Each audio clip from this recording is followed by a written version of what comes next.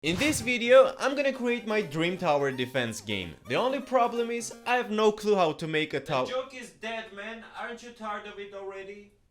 Yeah, but I really never made one before. Anyways, you're coming with me on this journey. So for those of you who live in the cave just like me and don't know what the heck tower defense is, it's basically a strategy game where your goal is to defend your base from multiple waves of enemies. The enemies have a spawn point, or in some cases multiple spawn points on the map, and a path which they follow to get to your base. On your side, you place towers around the path to kill enemies, earning money for new towers or for upgrading the existing ones. The game ends when you successfully finish all the waves in the level, or a certain amount of enemies reaches your base and you lose. So with all the explanation done, let's move to making the game. My day 1 starts the same way as in devlogs of other YouTubers. You just sit in front of your desk pretending you are starting to make the game, but really you are just filming it for the video.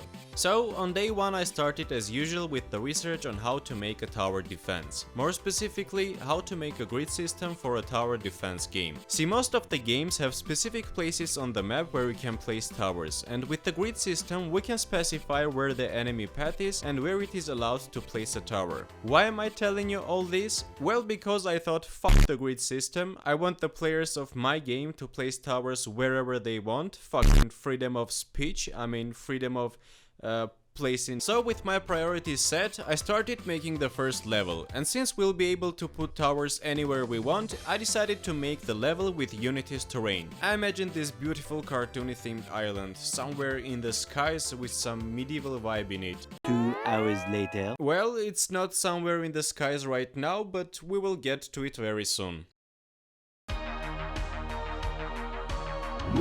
On day 2, I decided to start modeling the actual towers for the game. For the first devlog, I decided to make the 3 basic towers that every tower defense game has. A single hero damage dealing tower, a mass damage tower, and a freezing tower. The models came out pretty well, and now we can move on to making enemies. So basically I had 2 options: reuse the enemy model that I've made for my other game, or make a new one for the new game, which seems to be the right choice. Anyone in my place would choose the second option. So once again I opened Blender, went to Google to find inspiration for research hundreds of models to find out what makes a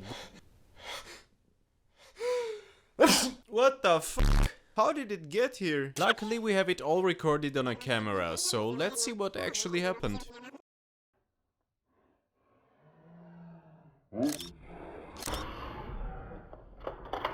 Well, I guess that is God's will, and who am I to argue with that, right? So I added a nav mesh component to the enemy, baked the navigation area out of our terrain, and this way the enemies move from the start to the finish point. But as you can see, we have neither the start nor the finish point, so let's just fix it really quick. 1 eternity later. Well, it took much more time than I expected, but now we have a small portal where the enemies appear from, and the big one that we have to protect. Also, try to guess where these gates were inspired by in the comments below. Anyways, this was the end of day 2, basically the whole day went to making the models for the game, but it's coming together pretty well. It's day 3 I guess, and I decided to start with the final touches of our level design. I made these clouds with custom shader, which I'm really proud of, I think it looks amazing. Then I made some leaves using Unity's particle system, and I think it's finally time to do some coding and make our towers shoot. For the arrow and freezing towers, the attack system was pretty simple to code. We just spawn an arrow or an ice projectile and send them towards the enemy. But for the cannon tower we have to do some trajectory calculations. This was the time I realized that I finally needed the math knowledge from my university years. Unfortunately, I just realized that to use the knowledge, first you have to learn it.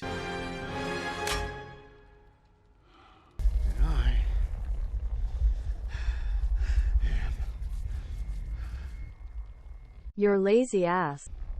So we're just gonna follow Unity's tutorial on trajectory calculation. Anyways, with the attack system ready, we can now commit damage to enemies, but we also need some way to place towers on the level during the gameplay. So I coded a shop system from which we can buy towers, and also made the tower change its color to indicate to the player where it can be placed. The logic is very simple, it works just like regular traffic lights. Red means you can place towers and green means you cannot. Actually, I don't have a car, so I might be a little wrong about the colors and what they truly mean, but yeah.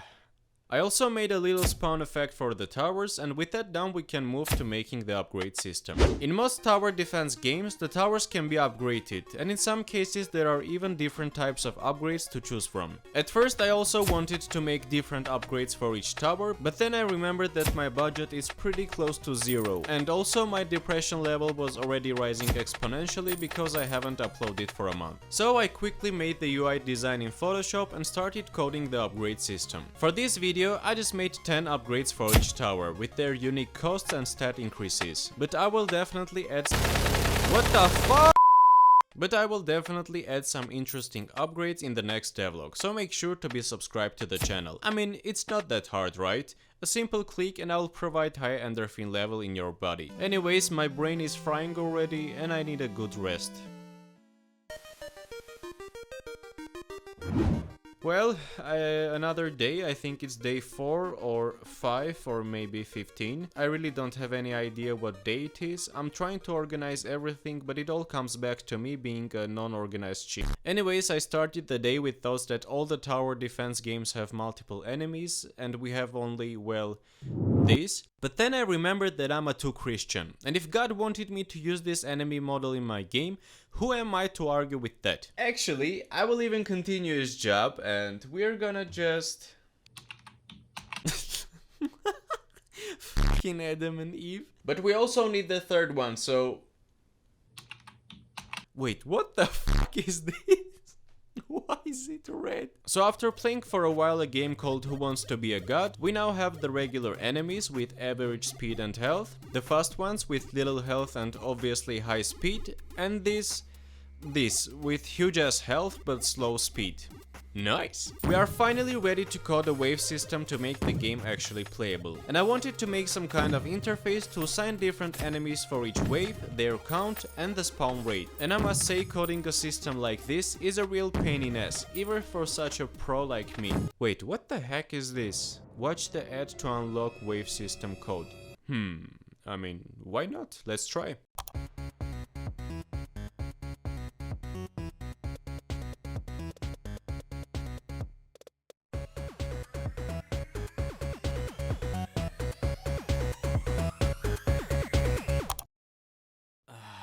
So much better.